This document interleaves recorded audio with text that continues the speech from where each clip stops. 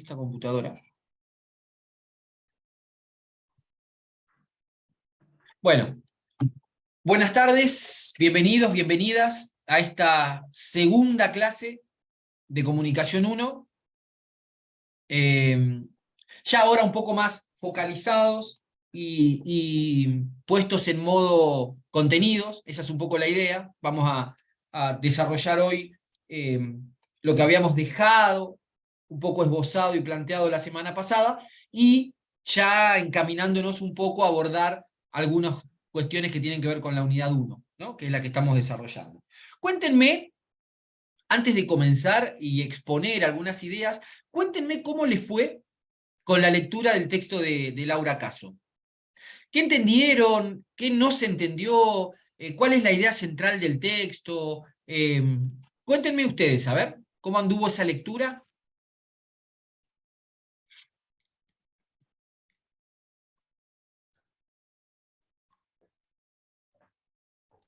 El que quiera, o la que quiera puede comenzar y contarnos.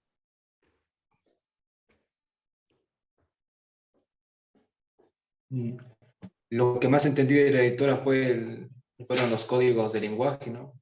Ajá. Por ahí era lo que más se repetía, ¿no? ¿Qué sería, Brian? ¿Cómo lo entendiste? Bueno, como una representación, una iconización, ¿no? De una perspectiva. No. Está bien. Podríamos tomar de lo que decís esta idea del lenguaje visual, ¿no? Sí. Que lo toma como concepto. ¿Y qué dice del lenguaje visual? ¿Qué es el lenguaje visual? Que es la interpretación de la imagen, ¿no?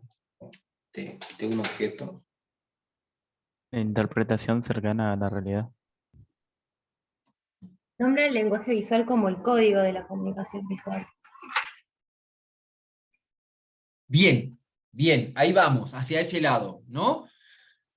Toma al lenguaje visual como el código, si se quiere, de la comunicación visual, como herramienta, dice Florencia. ¿Qué sería el código? Pongámoslo en un ejemplo. Cuando nosotros hablamos de un código, ¿qué sería? ¿Qué es? El idioma, por ejemplo. Por ejemplo, ¿El conjunto de signos? un conjunto de signos. Muy bien, Lucila. ¿Y qué funcionalidad tiene? ¿Para qué nos ayuda el código? Para poder interpretar mejor una imagen. Había leído algo Para de que mensaje. era algo que conocían el emisor y el receptor, ¿no? Sí, eso que dice Algo en Jerónimo, común. algo en común para entender el mensaje. Luz dice signos que tienen que ser decodificados por un receptor. Y para que pueda ser decodificado, en este caso, como dice Luz, por el receptor, ese código tiene que ser de común entendimiento entre quien emite ese signo y quien lo va a recibir. ¿Se entiende ese principio básico de funcionamiento? ¿Sí? Si estamos en el aula y yo les digo, acércame la silla, los dos vamos a estar mirando el mismo objeto y los dos entendemos por la palabra silla un mismo concepto. Quiere decir que entre nosotros y nosotras hay un código en común que es lo que hace posible esa comunicación. Algo parecido sucede en el campo de lo visual. Cuando nosotros vemos una imagen, una escena, una foto, o vemos a una persona o algo, culturalmente entendemos o decodificamos más o menos lo mismo.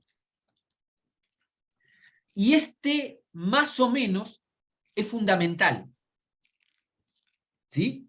Comprenderlo en términos de un grado relativo es fundamental, porque como vamos a ver después, hay sutilezas. Se definen culturalmente. A ver, tengo acá en el chat. Abril, no siempre ese código es universal. Es más, me animaría a decir que no, porque cambian culturalmente. Claro, eso sería parte del discurso connotativo, que depende del receptor, se va a interpretar el mensaje de determinada manera. Sí, ahí voy, Sofía, si estás levantando la mano, ahí voy. Lo que sucede también, Lucila, y me engancho con lo que decía recién ahí Abril, vamos a profundizarlo, pero ojo con esto. Hay una comunidad relativamente amplia que le atribuye un significado muy parecido a los mismos signos. Sean estos textuales, sean discursivos o sean visuales. Esto quiere decir que más o menos dentro de nuestra comunidad asociamos a determinados signos con los mismos significados. Dice, la autora en algún momento dice, bueno, que depende de la experiencia y del contexto, y nombra esto de que tanto para el emisor como para el receptor, ninguna representación es igual de individuo a individuo, teniendo que ver con esto. Bien, bien. Es Ilenia, ¿no? Sí. Ilenia, sí. Bien, Ilenia. Vamos a profundizar un poquito más. Los aportes están buenísimos. Vamos a escuchar a Sofía, a ver que había levantado la mano. Profe, hay compañeros que todavía no pueden entrar al aula. Sí, sí. Gracias por avisar. ¿Eso era, Sofía, lo que querías avisar? Sí, era eso, profe. Bueno, entonces vuelvo. Ahí estoy ingresando. Pensemos en esto, para tomar, recuperar y tironear estos aportes que hacen ustedes. Ese código que permite establecer una comunicación es común en una determinada comunicación, en una determinada comunidad de hablantes o que comparten ese contexto visual. Puede ser una comunidad chiquita, una ciudad, puede ser una comunidad más amplia como una región, como un país, como un bloque de países como Latinoamérica, pero lo que hay que poner más en duda es que existan algunos códigos, o que todos los códigos, no algunos, sean universales. Eso capaz es por ahí lo más discutible, en el sentido de que no todos los códigos pueden tener esta interpretación común universal. Pero sí, en favor de Abril, que decía este código puede ser universal, hay algunos códigos, que más tarde vamos a llamar símbolos, que tienen una connotación universal. Es decir, la paloma de la paz, la paloma blanca, en general, en el porcentaje más alto de culturas del mundo, podríamos decir que se entiende como un símbolo de paz. ¿Se entiende? Pero no todos los códigos. Porque esto varía mucho culturalmente. Esto es re importante que lo tengamos en cuenta. Incluso dentro de propias comunidades, el código suele tener, como decían recién las chicas, una interpretación a veces distinta. Y les pongo un ejemplo. Les pongo un ejemplo porque lo vamos a trabajar en las clases que vienen. La noción o el término de Patagonia. Para nosotros la palabra Patagonia tiene en general una connotación que la asociamos a lo mágico, a la cordillera, a los paisajes paradisíacos, a la paz, a la tranquilidad, ¿no? Como un montón de elementos que forman parte de ese universo casi místico al cual asociamos en general la palabra Patagonia. Sin embargo, si yo le nombro a un ecuatoriano, con los cuales compartimos algunos códigos, ¿no? Pero le hablo de la Patagonia y le cuento de un paisaje, probablemente no tenga la misma representación que nosotros. ¿Se entiende? Por eso Por eso es tan importante, como leía recién, creo que Ilenia, no me acuerdo quién, esta contextualización siempre en los procesos de comunicación. Es muy importante. Porque no hay una cuestión de verdad o de objetividad en el campo de las imágenes. Si no hay una mirada, 2 miradas, 3 miradas, 100 miradas, 1000 miradas. Por cuestiones culturales, por cuestiones contextuales, por cuestiones institucionales de cómo hemos atravesado nuestra socialización y demás, nos han formado culturalmente, generalmente para ver, cuando vemos una imagen, más o menos lo mismo. Entonces, cuando vemos una imagen de una persona con un palo pegándole a un perro, todos construimos una imagen respecto de eso. De lo que está bien, de lo que está mal, de quién es el que tiene el palo y de quién es el otro animal, ¿no? Traducimos eso que vemos en una construcción visual. Pero para poder entender esa imagen, hay un trabajo inconsciente, cultural, previo, que nos permite leerla. Y es nuestra cultura. ¿Se entiende? ¿Es claro, chicos y chicas? ¿Se ve? Se cortó una partecita, se está trabando bastante la llamada. Qué lástima. Bueno, voy un cachito al chat. Bueno, nada. A ver, hay bastantes cosas en el chat. 33 mensajes nuevos. Bueno, estamos a full, ¿eh? De los cuales de esos 33, 28 son profe se corta, profe se corta, profe se corta, profe se corta. No es que sean malos los aportes, pero son repetitivos. Igual se comprendió, profe, no se cortó tanto. Más o menos, Eso, claro, no es que se cortó, sino que se trababa un poquito, pero apenas. igual repetimos, más o menos esa es la idea. Es Como ahora. no subestimar o darle siempre, tener a mano, cuando estoy leyendo o mirando imágenes, ese presupuesto de veracidad que creo tener en la mirada, ponerlo en remojo. Que es en general, digamos, la actitud más saludable en el campo del aprendizaje. Uno lo que hace cuando atraviesa instituciones educativas, sobre todo estas de nivel superior, ¿no? Como la universidad, es tratar de poner en cuestión o interpelarnos nuestras propias certezas. Entonces, lo primero que nos dice María Laura Caso es esta idea de que la lectura o la mirada de imágenes siempre responde a un patrón cultural que nos ha enseñado a mirar. No tenemos que tener, en general, o tenemos que ir desanudando esa arrogancia de pensar que en nosotros, en términos individuales, está la verdad de lo que miro, o la verdad de lo que digo. Sino que miramos, hablamos a través de una cultura, ¿no? Somos voceros de esa cultura que hemos incorporado en forma casi imperceptible, no natural, imperceptible. Lo natural es otro término que ponemos en remojo cuando estamos en el campo de las ciencias sociales, porque hay una discusión muy fuerte respecto de cuántas de las cosas que nos pasan son naturales, cuando en realidad deberían pensarse en términos de construcciones sociales, históricas, políticas, económicas, etcétera, etcétera. La forma de mirar, de hecho, es una de ellas. No caer en la trampa de pensar que nuestra forma de mirar es la única válida.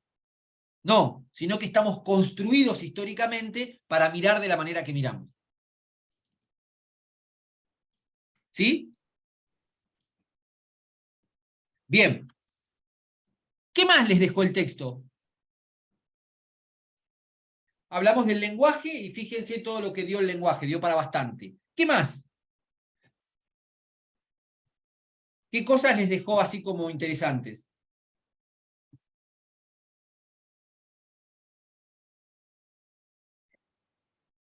Que podamos compartir, ¿no?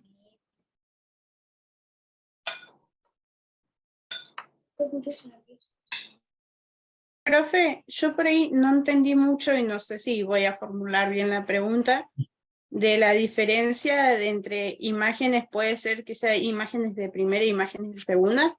Eso no lo entendí muy bien. Sí, puede ser, pero vamos a desarrollarlo un poquito más, así nos quedamos ahora con los 4 o 5 elementos centrales del texto y después lo explicamos. Dale, Yamila, porque es un tema más periférico, digamos. Tenelo ahí a mano igual, ¿sí? A ver, Ana, ¿qué sería el efecto de realidad? Que es un buen concepto, está bueno. ¿Qué es?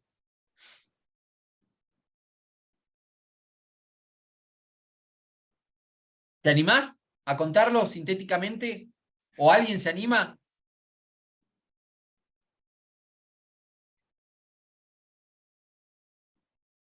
¿No? O sea, ¿no es eso que decía que un retrato de una persona es como lo más parecido a la realidad que hay? O sea, lo más parecido sería una foto, ¿no? Y después la descripción como que se bajaría un poco más. Bien, Pedro. Acá ¿No tiene que ver con la iconicidad también, el grado de realidad a lo que podemos llevar a algo, o el grado más cercano de realidad que tiene, que es lo que hablábamos la clase pasada? sí, excelente. Acá anoto, Pedro y Wilén tienen un 20% del parcial del primero aprobado, mire. Perfecto, entonces. Bien. Así que Profe, ya saben el resto. Los grados de iconicidad. ¿Quién levantaba la mano? ¿Constanza? ¿Tengo gente, Constanza? ¿Es eso? ¿Levantaste la mano? Sí, Dale, te escuchamos. a mí lo que me llamó la atención del texto era una parte en la que se ponía un ejemplo sobre el dibujo este de las dos personas, de lo bueno y lo malo, Sí, y cómo asimilamos lo que está del lado de la izquierda, el occidente, con lo bueno, y también porque estaba más arriba, las líneas curvas, lo claro, y del otro lado estaba la persona que estaba del lado derecho, estaba más abajo, y bueno, eso, que tenía también líneas más puntiagudas y estaba oscuro. Eso me llamó la atención. perfecto. Excelente, y en ese mismo sentido, en el chat, Yesenia dice lo mismo, ¿no? Le llamó la atención esa escena que pone la autora donde la construcción de los personajes que nos transmite la idea de alguien bueno y alguien malo, ¿no? Pero fíjense, más que la transmisión de la imagen hacia nosotros y nosotras, en realidad podríamos pensarlo al revés también, ¿no? Son nuestras historias, la construcción social, cultural, etcétera, etcétera, que hemos hecho, la que nos hace mirar en esos términos, ¿no? La que identificamos determinado gesto, determinada expresión con lo malo y determinadas posturas, gestos, caras, etcétera, etcétera, con lo bueno.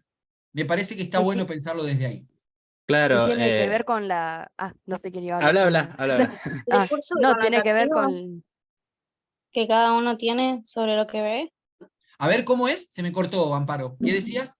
Sobre el discurso connotativo, que es lo que damos algo simbólico a la imagen, la representación que cada uno tiene con la imagen que está puesta. Sí, está perfecto. Ahí voy a atar 2 o 3 cosas de lo que vienen planteando, porque entre el chat y lo que van diciendo está buenísimo. Volvamos un cachito más sobre lo mismo. Por un lado, el tema de esto de los grados de iconicidad y del efecto realidad, ¿no? Me parece que ahí aparece claramente en el texto esto de cómo el efecto realidad tiene que ver con cómo a partir de una imagen podemos llegar a lograr el máximo de representación o el grado más parecido de representación de esa realidad, ¿no? Es ahí, es probablemente la foto lo máximo que se ha alcanzado en términos de tecnología de poder entender y comprender en esto. Eso sería, ¿no?, como si fuera una graduación, como si tuviéramos una perilla. Dice María Laura Caso, hay grados de iconicidad, como el horno, ¿no? Mínimo y máximo. En realidad este es un término propuesto por el francés Roland Barthes, que él habla de grados de iconicidad en la imagen. ¿Cuándo? la representación o lo que estoy viendo es tenue, pensemos en esas primeras representaciones humanas que hacen los chicos y las chicas cuando son muy chiquitos, que es un palito con las patitas y la cabecita, ¿no? Ahí el grado de iconicidad es bastante bajo. En cambio, si giramos la perilla, el máximo de grados de iconicidad, es decir, de Sería una imagen de eso, ¿no? sería una imagen, foto, ponele. Una foto, ¿no? Claro, Entonces, a mayor nivel de iconicidad está lo que sería la fotografía y a menor nivel de iconicidad Mayor está el representación de la abstractismo. realidad. exactamente, exactamente. Y ahí, eso está claro, está buenísimo porque más o menos va quedando claro. Pero ahí entra a jugar también el tema de esto que decíamos recién, de no solo de los grados de iconicidad, que son elementos vinculantes concretamente con el efecto realidad, el término que planteábamos, sino también, y me parece un término sumamente importante, cuando nosotros analizamos o vemos imágenes, nunca hay que perder de vista que en estos juegos de mirar y mirar, se introducen dos conceptos que vienen de los signos lingüísticos, que son denotación y connotación. Anoten, denotación y connotación. Esperen un cachito, esperen.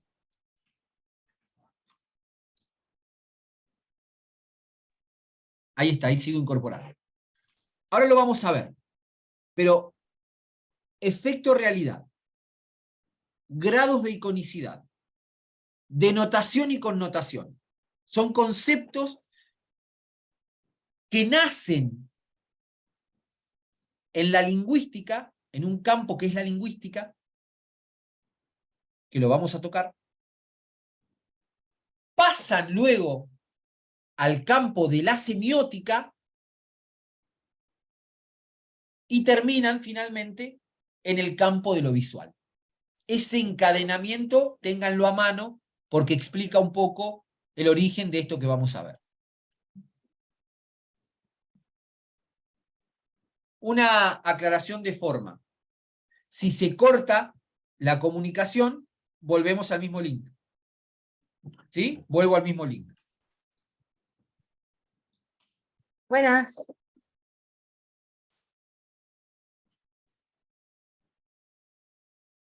Hola. Se fue Mario.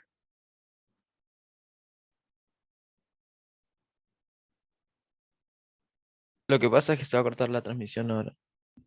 Ahí está. Dijo que volvamos al mismo link. Ahí está. En el caso de que se nos corte la transmisión, volvemos a este mismo link y les damos ingreso enseguida.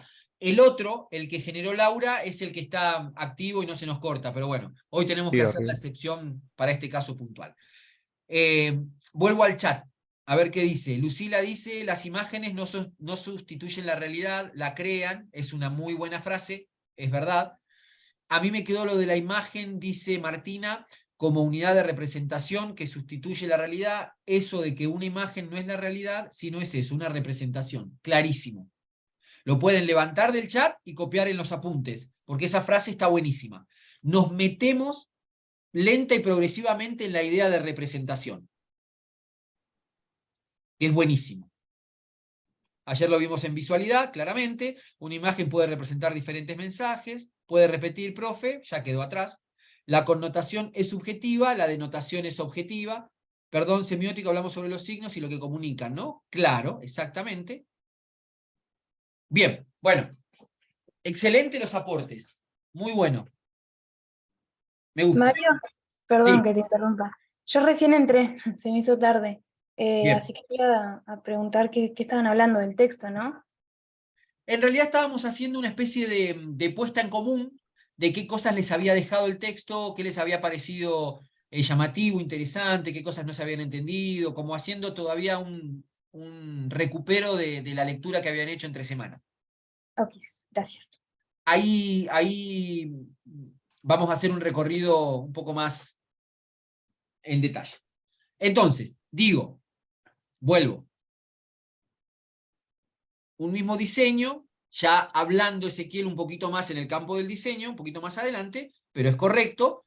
puede significar varias cosas dependiendo de la persona que vea. Y no solo eso, sino que también cuando yo como futuro diseñador y ustedes como futuras diseñadoras adquieran estas herramientas deconstructivas, de poder desarmar estereotipos, de poder pensar la producción profesional desde un lugar crítico, desnaturalizado, etcétera, etcétera, sus propias producciones van a tener esta característica, ¿no? Van a salirse de los lugares comunes, no van a repetir clichés que son recontra conocidos, y van a permitirse una experimentación desde estos campos que son los que están ahora como recorriendo, ¿no? Paula. Nada, quería decir eso sobre el tema de las imágenes, que la experiencia también juega un rol importante. Cuando hablaron de la imagen de la persona buena y la persona mala, uno que tiene experiencia o que leyó, o que vivió, o que fue culturalmente educado de esa manera, entiende que es una persona, una buena y una mala. Pero yo siempre pongo el ejemplo de mi hijo, que yo vuelvo a aprender con él, que si yo a él le enseño esa imagen, él no distingue una persona buena y una mala. Él solamente ve dos personas. También creo eso, que la experiencia es un rol importante dentro de la comunicación. Es así como lo que vos, tal cual como vos lo decís, lo que ponemos en tensión, lo que no hay que ceder en la discusión y en la reflexión es cómo se produce esa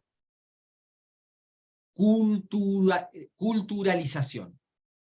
¿A dónde nos deposita este camino, que puede ser más corto o más largo, de años de lo que vos llamás experiencia? El recorrido por la familia, el paso por las instituciones educativas, la socialización con los grupos de interés primarios, ¿no? La exposición a los medios masivos de comunicación, todo eso, como si fuéramos una arcilla, nos va moldeando la forma de mirar y de comprender la realidad. Es como que depende del momento y el contexto que vos estés mirando eso. O sea, no es lo mismo, por ahí yo veo hoy de una forma algo y más grande, o sea, creciendo y más, lo veo de otra manera. Algo así leí en la parte del texto que decía, que depende del momento y el contexto que vos estés mirando. Hay un apartado que es la importancia del contexto y da lugar a lo que vos estás diciendo. Tal cual, Amparo y Sofía, las dos, es así. Y por eso, muchas de las nociones o de las ideas que vamos a trabajar en la materia son precisamente bastante inestables. Incluso las propias verdades que o las pseudo verdades que vamos a intentar compartir. Porque las nociones elementales de comunicación, de cultura, de identidad, al contrario de lo que creemos en general que son algo, son precisamente lo contrario. Son inestables, son dinámicas, son intercambiables con el paso de los años. ¿Sí? Por eso digo, la materia y la propuesta tiene mucho más de interrogarnos e interpelarnos que de ofrecernos algunas verdades. Es más esto de ponernos en situación de poner en remojo lo que hasta acá venimos trayendo. Algo han hecho con nosotros y con nosotras en este tiempo todos estos actores sociales y actrices sociales que operan en nuestro proceso de socialización. La escuela nos enseña a ver de una determinada manera, pero al mismo tiempo nos invisibiliza otros planos de la realidad. Los medios de comunicación nos imponen una forma de ver la realidad, subestimando otras posibles formas de ver la realidad. Por eso, la agenda de los medios masivos de comunicación es un recorte de 5, 6 o 7 temas. Es como cuando una luz en el medio de la oscuridad alumbra una parte de esa realidad, pero hay un montón de cosas de alrededor que permanecen a oscuras. Esa es la construcción cultural. A veces cambia. A veces hay una mano que agarra la linterna y da la vuelta y alumbra a otra parte de la realidad. Esa es pero eso depende también de la distorsión de la información que se pasa de boca en boca. Por Pero ahí, en el caso como puntual de llega los uno de medios, una manera. pero en el caso puntual de los medios, Yamila, solo en el de los medios. Pero todo, por eso digo, es hasta dónde somos capaces de poder repensar y replantear nuestra propia construcción y nuestra propia realidad. No pararnos en el lugar de, bueno, nada, esto es lo que nos tocó, mi vida es así, acepto la realidad, sino al contrario, interpelarla desde estos lugares de verdades que son planteadas como verdades universales y en realidad no lo son. Bueno, ahora seguimos. Vamos a salirnos del link antes de que se nos corte. A veces, perdón. Sí, dale, Ah. a ver si alcanzamos, dale. Sí. No, que a veces actuamos como actúa toda la comunidad, o sea, no somos un pensante individual, en decir, bueno, yo pienso de esta manera, no, el resto de la sociedad piensa de esta manera, la mayoría piensa así, yo voy a actuar igual, o voy a hacer lo mismo. O sea, no somos críticos con nosotros, con que realmente lo que nosotros pensamos. Sí, María José, es así, tal cual. En realidad uno no piensa solo, ¿no? Uno expresa, pero generalmente su grupo más cercano piensa de manera más o menos parecido. Pero es verdad lo que decís. Bueno, vamos y volvemos, ¿sí? Ahí se nos va a cortar Bien. y nos volvemos a encontrar enseguida en el mismo link. Bien.